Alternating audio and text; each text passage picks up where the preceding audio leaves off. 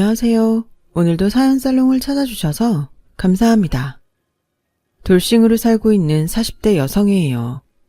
가끔은 실제 인생이 드라마보다 더 드라마틱하다는 생각을 하곤 해요. 막장 드라마에 나오는 재벌가의 행포에 세상에 저런 인간이 어딨나 생각하지만 정작 포털 사이트에 오르는 기사를 보면 그보다 더하면 더했지 절대 뒤지지 않는 걸 보면 말이에요. 어디 그뿐인가요? 실례로 모 여배우는 유부남 감독과 불륜을 저질러 놓곤 오히려 본처인 감독 부인한테 그러게 남편 관리 좀 잘하지 그랬냐? 라고 당당하게 말했다죠. 그리곤 뻔뻔하게도 몇 년째 해외에서 공식 커플로 살고 있고요.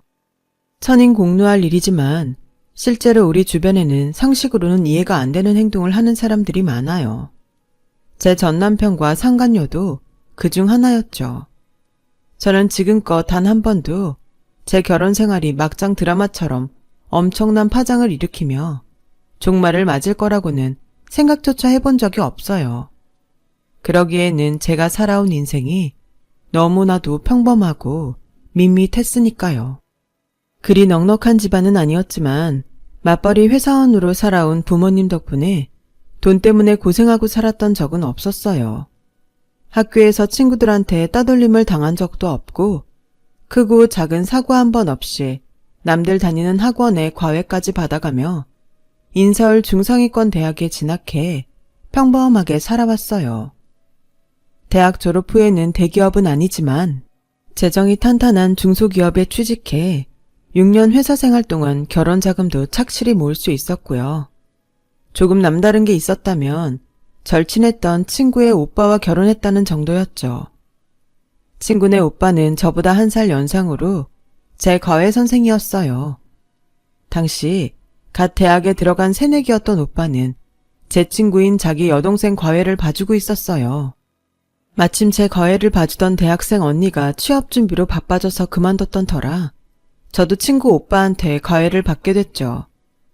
중학생 때부터 친구 집에 드나들며 숱하게 봐온 오빠였지만 선생과 제자 관계로 만나게 되니 기분이 달랐어요.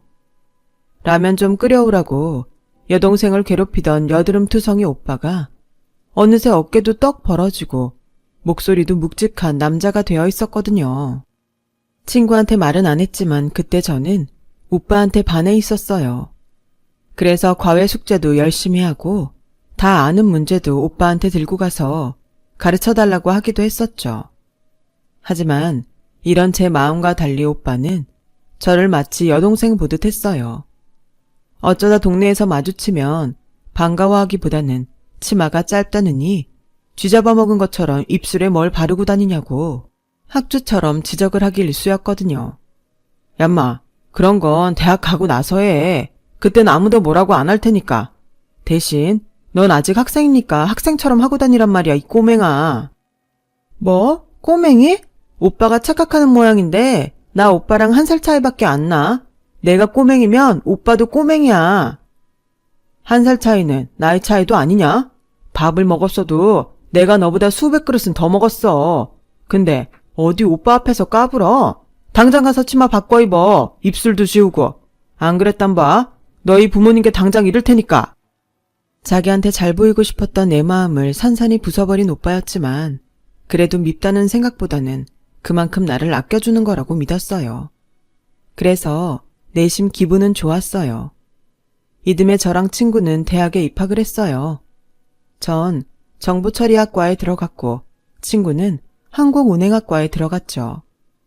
키도 크고 늘씬했던 친구는 전부터 스튜디오스가 되고 싶어 했는데 그 꿈에 한 걸음 다가가게 된 거죠. 반면 별다른 꿈이 없었던 저는 아빠의 권유대로 과를 정했어요. 처음엔 관심도 없는 분야라서 어리둥절하긴 했지만 전공 강의를 들어보니 흥미가 생기더라고요. 제 적성과도 잘 맞았고요. 결과적으로 잘 선택한 과였죠. 한창 바쁜 새학기를 보내고 있던 어느 날 친구한테 집 근처 호프집에서 만나자는 연락이 왔어요.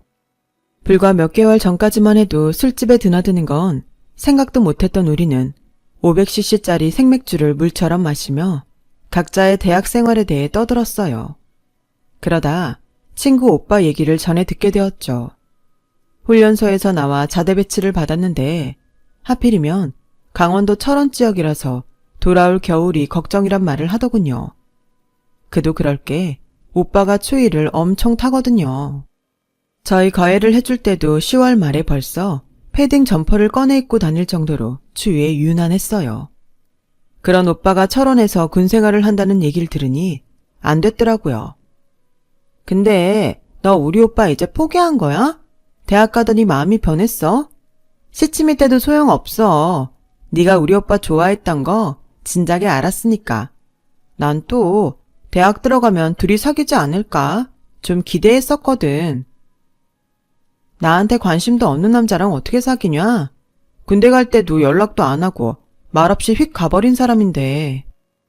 그야 군대 가면서 기다리라고 하기도 그렇고 괜히 네 마음 흔들고 가는 게 미안하니까 그랬던 거겠지.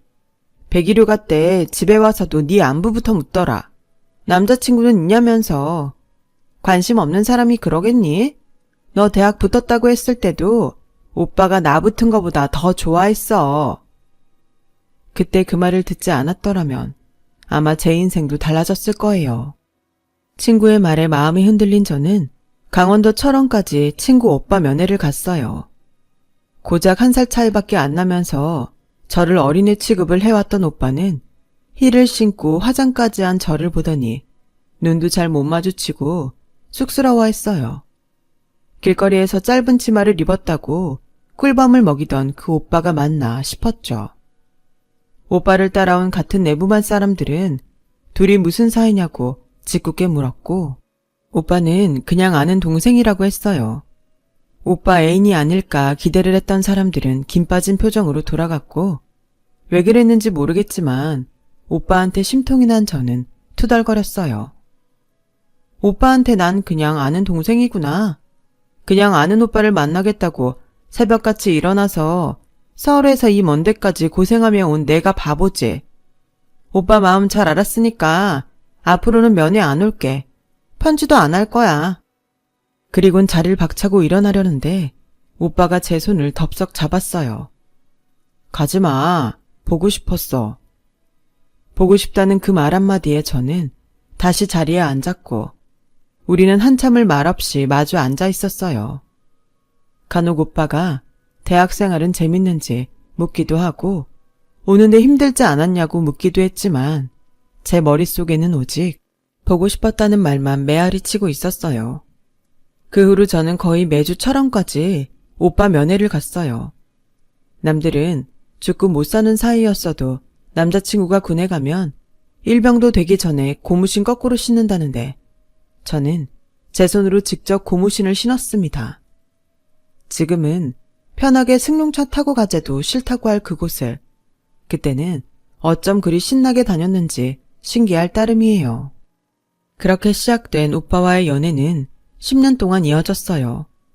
10년이면 강산도 변한다는데 그 긴 시간 동안 서로 애틋하기만 했겠어요. 싸우기도 하고 그러다 홧김에 헤어지기도 했지만 그럴 때마다 친구가 중간에서 다리가 되어준 덕에 무사히 결혼할 수 있었어요. 워낙 어릴 때부터 시댁에 수시로 드나들었던 터라 시어머니는 물론 시아버지와도 가깝게 지냈어요. 오빠랑 제가 결혼을 한다고 했을 때도 놀라시긴커녕 당연하게 받아들이셨죠. 그런데 아무리 가까운 사이라고 해도 처음부터 따질 건 따지고 시작했어야 했는데 저는 그러질 못했어요. 특히 집 문제만 해도 그랬어요. 영주야, 니들 그냥 우리랑 같이 살면 안 되겠니? 너도 알다시피 민영이는 국제선을 타서 집에 있는 시간보다 해외에 나가 있는 시간이 많잖아. 거기다 민우 아빠나 나도 가게 일 때문에 아침에 나가서 밤 늦게야 들어오고 하루 종일 집이 텅 비는데 굳이 니들이 나가 살 필요가 있나 싶다. 니들 전셋집 정도야 마련해줄 여유는 되지만 차라리 그 돈 몇 년 잘 굴려서 집 사서 분가하는 게 낫지 않겠어? 시집살이를 하라는 말이 서운하지 않았다면 거짓말일 거예요. 하지만 적어도 시집살이를 핑계로 다른 집들처럼 며느리한테 모든 걸 떠넘기고 종부리듯 하지는 않을 거란 믿음은 있었어요. 게다가 어머님 말씀대로 몇 년 더 모아서 내 집을 장만할 수 있다면 그게 더 이익이라는 생각에 마음이 흔들렸어요. 그래서 시댁에서 신혼을 시작하기로 했죠. 하지만 세상 일이 계획한 대로 된다면 얼마나 좋겠어요. 사람이 하는 일에도 변수가 생기는데 인간의 앞날을 정확히 예측하는 건 불가능에 가까운 일이었죠. 그걸 깨달은 순간 이미 제 앞에는 감당하기 어려운 현실이 펼쳐졌어요. 뭐? 아버님이 쓰러지셨다고? 동료들과 점심을 먹고 막 사무실에 들어왔을 무렵이었어요. 남편이 전화를 했더라고요. 아버님이 가게 일을 하시다가 갑자기 쓰러지셨다더군요. 전화를 끊고 부랴부랴 병원으로 달려갔어요. 중환자실 앞에는 먼저 도착한 남편이 어머님을 안정시키고 있었어요. 신우이는 비행 중이라 아직 연락을 못했다고 했어요. 남편은 제게 어머님을 모시고 집에 가 있으라고 하더군요. 여기 있어봤자 몇몇 시간이 아니면 들어가 볼 수 없어. 그러니까 당신이 어머님 좀 모시고 들어가. 여긴 내가 지키고 있을게. 어머님은 한사코 병원에 계시겠다고 고집을 부리셨지만 남편이 막아섰어요. 의사 말 못 들었어요. 깨어나셔도 당장 거동이 불편할 거라잖아요. 이제부터 시작인데 벌써부터 힘 빼면 앞으로 아빠는 누가 보살펴요? 그러니까 일단 집에 가 계세요. 남편의 말처럼 우리 가족은 이제부터 시작될 긴 간병 레이스를 시작해야만 했어요. 결혼하고 2달도 안 돼서 벌어진 일이었죠. 아버님이 의식도 되찾고 일반 병실로 옮겼다는 소식에 병원에 찾아오신 시고모님은 제가 옆에 서 있는데도 아랑곳 않고 막말을 하시더라고요. 민우 결혼한 지 얼마나 됐다고 이런 일이 생긴대요. 이게 다 집에 여자가 잘못 들어와 그런 거예요. 언니, 애들 궁합은 제대로 보고 드린 거 맞아요? 새아기 사주는 제대로 봤냐고요? 모든 걸 내 탓으로 넘기려는 시고모님 탓에 저는 죄도 없이 죄인 취급을 받게 되었어요. 그때였죠. 막 비행을 마치고 돌아온 시누이가 빽 소리를 질렀어요. 이게 무슨 개벽다기 같은 소리예요. 아빠 아픈 거랑 올케랑 무슨 상관이 있다고 그딴 소리를 하냐고요. 고모는 아직도 정신 못 차리고 대도 않는 남의 험담하고 사세요? 고모 그 입 때문에 고모 아들 파혼당한 걸로도 모자라서 우리 집에까지 찾아와 이러냐고요. 아빠가 항상 고모한테 뭐라 그랬어요? 제발 그놈의 입 좀 다물고 살라고 했잖아요. 고모는 심심풀이를 던지는 말들이겠지만 당하는 사람은 피눈물 난다는 거 왜 몰라요? 더는 길게 말 안 해요. 앞으로 한 번만 더 우리 집에 와서 분란 일으키면 내가 고모 집에 가서 다 뒤집어 버릴 테니까 알아서 해요. 내 올케 건드리는 사람 누구든 용서 안 하니까 알아서 하라고요. 서슬퍼런 시누이 눈빛에 시고모님은 도망치듯 병실을 나갔어요. 엄마도 그래. 고모가 말도 안 되는 소리를 하면 엄마라도 끊었어야지. 회사에 무급휴가까지 내고 시아버지 간병하는 며느리한테 미안하지도 않아? 올케, 미안해. 우리 아빠 일인데 올케한테 떠넘기고 이제야 와서. 다음 비행까지 며칠 시간이 있으니까 병상은 내가 지킬게. 집에 들어가서 좀 쉬어. 그래도 친구라고 시누이는 오자마자 저부터 챙겨주었어요. 덕분에 며칠 만에 집에 돌아와 편히 잠들 수 있었어요. 그런데 잠결에 거실에서 어머님과 남편의 대화 소리가 들리지 뭐예요. 당장 수술을 받아야 한다고 하는데 수술비며 병원비까지 어떻게 감당해야 할지 모르겠다며 어머님이 울먹이시자 남편이 그러는 거예요. 일단 저희 전셋집 해주시려던 돈으로 쓰세요. 집은 나중에 구해도 되고 정 안 되면 그냥 살아도 되니까. 새아기가 그러라고 하겠니? 안 그래도 낮에 네 고모가 와서는 속을 뒤집어 놓고 갔는데. 저 사람도 다 이해할 거예요. 아쉽지만 어쩌겠어요. 아버님부터 살리고 봐야죠. 그런데 네? 회사를 관두라고요? 그래. 언제 가지고 무급휴가를 받았을 수는 없는 거 아니니. 이런 상황이 언제 끝날지도 모르는데 회사에 피해를 주면 안 되지. 그래서 말인데 이참에 일 그만두고 네 시아버지 간병 좀 해주면 어떻겠니? 내가 가게 일만 아니면 너한테 이런 부탁 안 하는데 사정이 여의치 않구나. 누구라도 벌어야 병원비도 감당할 텐데? 그렇다고 니들 부부한테 부모 병원비 대라고 할 수는 없는 노릇 아니니. 그러니 네가 수고 좀 해주렴. 틈틈이 간병인 쓰면서 하면 되니까 그리 힘들지는 않을 거야. 민영이도 비행 마치고 오면 교대해 줄 거고 민우도 쉬는 날 교대해 줄 거다. 우리 조금만 참고 견뎌보자. 제 손을 꼭 잡고 눈물을 글썽이는 시어머니 모습에 저는 끝내 거절하지 못했어요. 그렇게 시작된 시아버지 간병 생활은 끝도 없이 이어졌고 처음 어머님의 약속과 달리 간병인을 쓰는 날은 점점 줄어들었고 약속하신 용돈도 1년 남짓 주시다가 흐지부지 되고 말았어요. 거기다 시누이가 해외 항공사로 이직을 하면서 한국에 들어오는 날이 드물었고 온다고 해도 기껏해야 하루 머문 뒤에 바로 떠나야 해서 간병을 맡길 수가 없었어요. 이듬해 외국인과 결혼해 하와이에서 살게 되자 발길은 끊어지고 말았죠. 영주야, 정말 미안해. 딸인 내가 해야 할 일을 너한테 떠넘긴 것 같아서 정말 미안해. 뭘로도 보상할 수 없겠지만 대신 내가 매달 네 앞으로 돈을 붙일게. 오빠한테도 말하지 말고 네가 써. 너한텐 정말 할 말이 없다. 미안한 마음을 돈으로라도 보상하고 싶다며 시누이는 매달 100만 원씩 제 통장으로 보냈어요. 언젠가 간병 생활이 끝나면 이 돈으로 여행이라도 가라면서요. 그런 날이 올지는 모르겠지만 그래도 없는 것보단 낫겠다 싶어 받아뒀어요. 그나마 이 집에서 나한테 제일 미안한 마음을 갖고 있는 건 시누이뿐이었죠. 제일 서운했던 건 바로 남편이었어요. 자기 어쩜 이럴 수가 있어? 난 결혼해서 지금까지 당신 아버지 간병하느라 일도 포기하고 사는데 자기는 병원에 코빼기도 안 보이고 그렇게 살 수가 있냐고. 애초에 뭐라 그랬어? 주말마다 교대해 주겠다며. 그런 사람이 매번 주말마다 골프며 술자리 가는 게 말이 되냐고. 말해봐. 날 니네 아버지 간병인으로 쓰려고 결혼한 거니? 그런 거냐고. 말 조심해. 누군 이러고 싶어서 이러는 줄 알아? 골프 접대, 술 접대까지 나도 하기 싫어. 근데 어쩌냐고. 회사에서 까라면 까야지. 너한텐 항상 미안하게 생각하고 있어. 장인 장모님 뵙기도 늘 미안하고. 하지만 상황이 이런 걸 어쩌겠어. 당장 내가 회사 때려치고 간병할까? 당신이 나가서 나 대신 돈 벌 거야? 아니잖아. 그러니까 영주야, 우리 조금만 더 참고 버티자. 내가 네 고생 꼭 갚아줄게. 입에 발린 소리라는 걸 알면서도 매번 남편 말에 속아줬어요. 남편의 약속을 믿어서가 아니라 5년간 병원에서 간병 생활을 하면서 자존감이 바닥으로 떨어진 데다 다시 직장인으로 살 용기가 없었기 때문이었죠.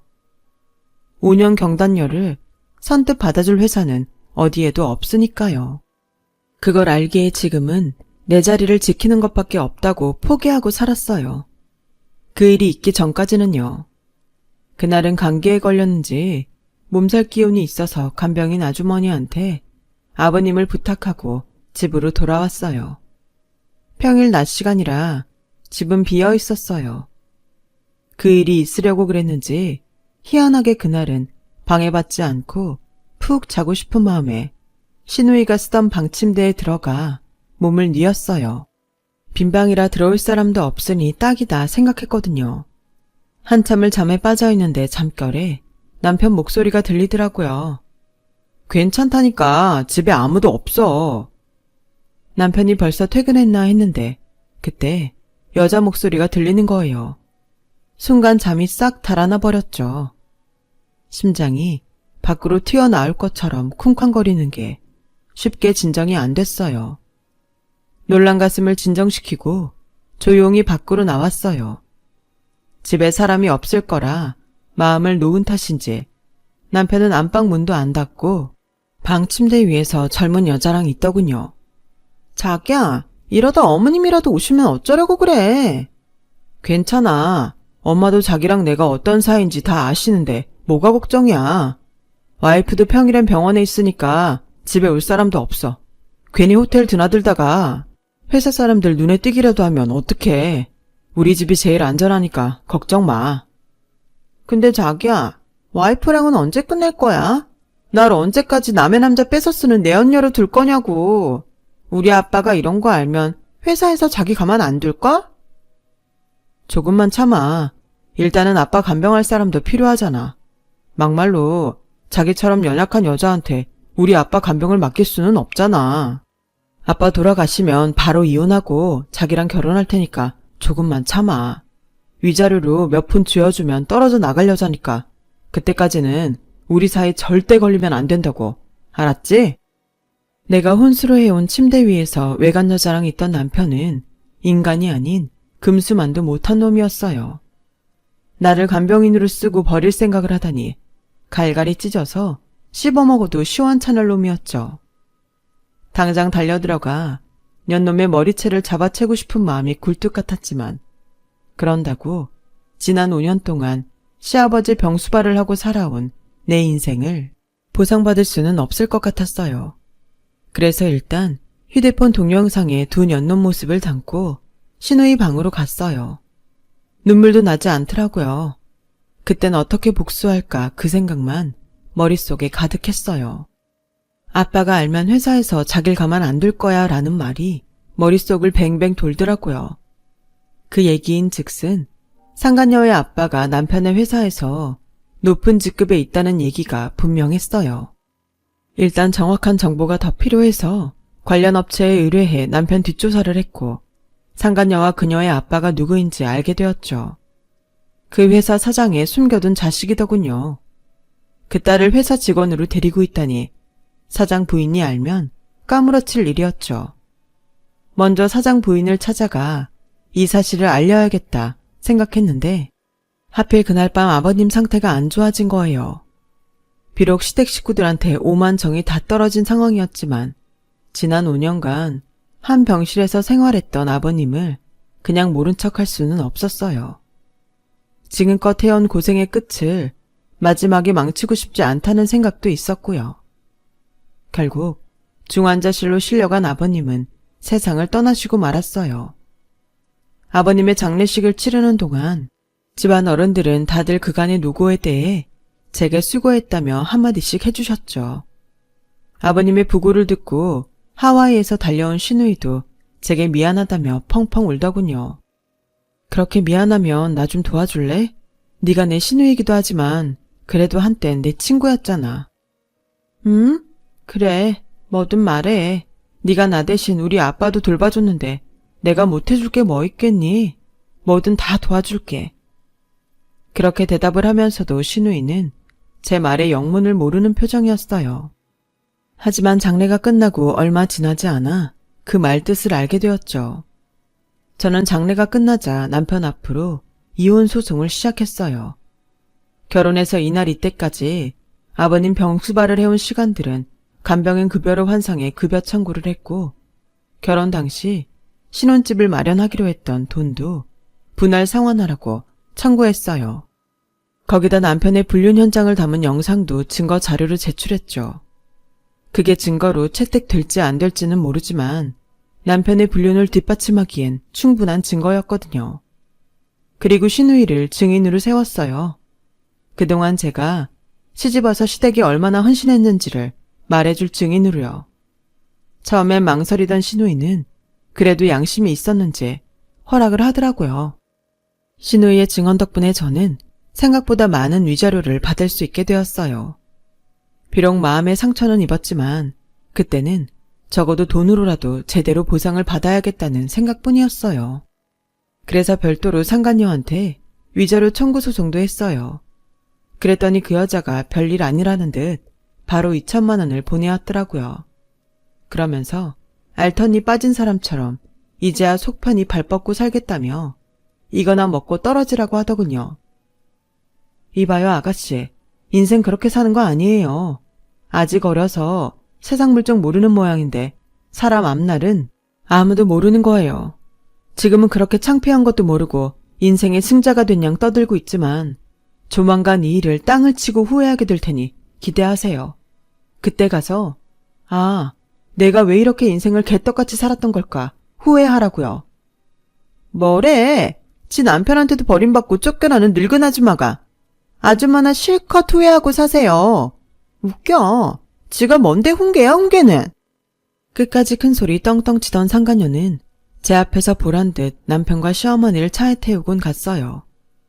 저는 이혼을 하면서 그간의 간병비를 정산받고 시댁 집까지 받았어요.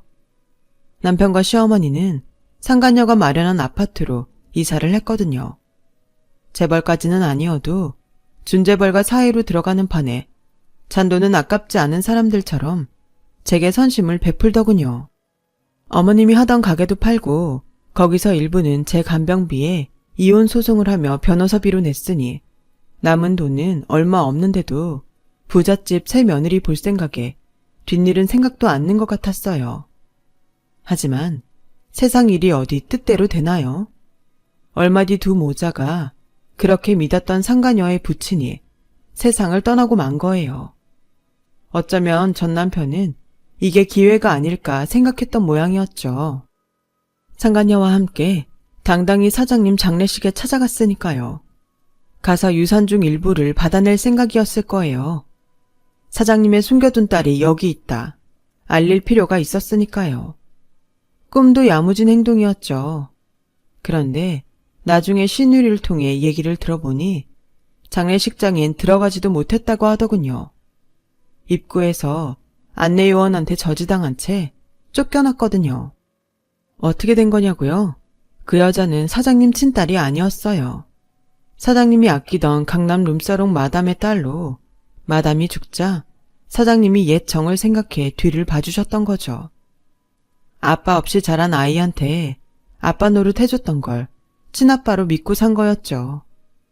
사장님 장례식이 끝나고 모든 사실을 알게 된 전 남편과 그의 어머니는 땅을 치고 후회했지만 이미 버스는 떠난 뒤였죠. 집도 가게도 이미 자기들 손에서 사라진 지 오래니까요. 거기다 사모님이 회사 경영을 하게 된 마당에 내연녀 딸이랑 손잡고 준재벌가 입성을 노렸던 전 남편이 온전히 회사 생활을 할 수가 있었겠어요? 회사에서 눈에 가시로 살다가 반년도 안 돼 쫓겨나듯 회사를 나왔다더군요. 언제는 아빠 같아서 나이 많은 남자가 좋다고 했던 상간녀는 전 남편과 결혼한 지 얼마 안 돼 이혼을 요구했고 전 남편과 그의 어머니는 월세집을 구해 나왔다고 하더라고요. 그제야 거짓골을 하고 저를 찾아와서 재결합 어쩌고 떠들길래 밥을 푸던 주걱으로 싸대기를 날렸어요. 야, 먹다 버린 음식도 더러워서 안 먹는 판에 하물며 너같이 남의 손 탄 놈을 내가 다시 데리고 살겠니? 거기다 은혜도 모르고 가진 것도 쥐뿔 없는 너를 내가 미쳤니? 그리고 아줌마도 그래요. 이제 와서 나한테 무슨 염치로 재결합하라고 그러세요? 자식이 잘못하면 부모인 아줌마라도 똑바로 행동을 하셨어야죠. 어떻게 며느리 앞에서 아들 상간녀를 끼고 돌아요? 당신 남편 누가 병수발했는지 잊었어요? 나요. 더는 그쪽 모자랑 엮이고 싶지 않으니까 좋은 말 할 때 내 집에서 나가세요. 안 그럼 경찰 부를 테니까. 아, 그리고 앞으로 이 동네엔 얼씬도 안 하는 게 좋을 거야. 어슬렁거리다 우리 아빠랑 마주치면 너도 아줌마도 병원 신세 지게 될 테니까. 아줌마도 아시죠? 우리 아빠 젊을 때 아마추어 복싱 선수였던 거. 아들 낯짝 잘 간수하시려거든 이 동네 오지 마세요. 아셨어요? 그렇게 퍼붓곤 대문을 걸어 잠궜어요. 그제야 모자가 축 처진 어깨로 동네를 빠져나가더군요. 첫사랑이었던 남자를 만나 연애부터 결혼 생활까지 15년을 허비했던 저는 이혼한 지 8년이 지난 지금까지도 혼자 살고 있어요. 시누이가 보내줬던 돈으로 세계 여행을 하면서 앞으로 뭐라고 살까 고민하던 차에 이탈리아에서 맛본 커피 한 잔에 매료돼서 커피 수입 일을 시작했고 에스프레소 전문 매장도 하나 차려서 운영하고 있어요. 다행히 요즘 MZ세대들의 호응이 좋은 편이라 매출이 꽤 올라서 2호 매장을 준비 중에 있어요. 앞으로도 몇 년간은 연애보다는 일에 빠져서 살 생각이에요. 한 번의 실패를 겪고 나니 남자 하나 보고 살기에는 인생은 길고 할 일은 많다는 걸 깨달았거든요. 그래서 남은 인생을 누구보다 알차게 살아보려 합니다. 제 앞길 응원해 주실 거죠? 지금까지 제 긴 사연을 들어주셔서 감사합니다. 들어주신 모든 분들 앞으로 꽃길만 걸으시길 진심으로 바랍니다. 여러분, 사연 댓글에 응원과 현명한 조언 부탁드려요. 좋아요와 구독은 저에게 큰 힘이 됩니다. 오늘도 좋은 일 가득하세요.